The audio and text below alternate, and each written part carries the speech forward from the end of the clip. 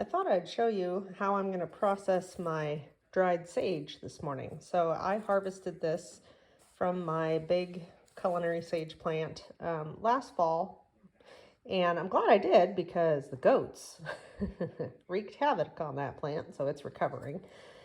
After I harvested the sage, I tied it in small bundles and just tied it up with scraps of ribbon that I had. One of the reasons that I wanted to make this video is to show you that you don't need a ton of space to dry your own herbs. So this is a 6-foot garden window, but you could use a span of wall, you know, maybe across a corner or something like that. And I just stuck a couple nails in there and strung a piece of twine across, and that's what I used to dry my herbs.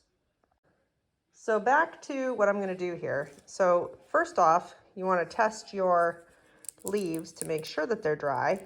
They should crack really easily, which these do.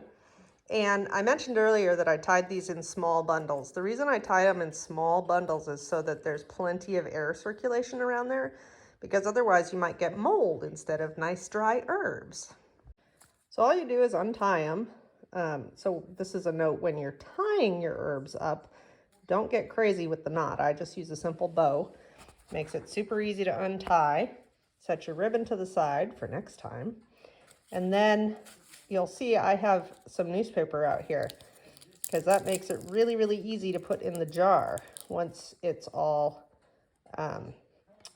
ground up, or hand crumpled in my case, onto the newspaper.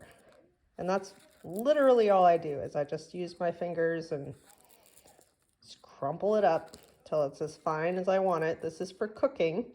No need to get too crazy. If you wanted to get crazy, you could do this in a mortar and pestle. I have a mortar and pestle, but honestly, it's too much effort to get it out for a super simple task like this.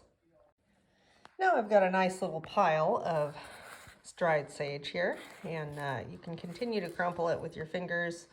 Make sure you're removing any sticks and stems, and get it the crumbliness that you want. You can always crumble it more as you use it, so really you don't have to get crazy.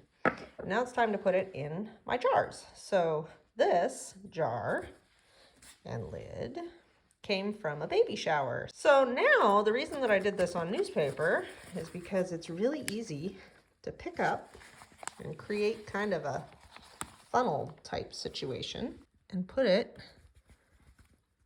in the jar. Ta-da! Now, always make sure your surface is clean, so you can just do that.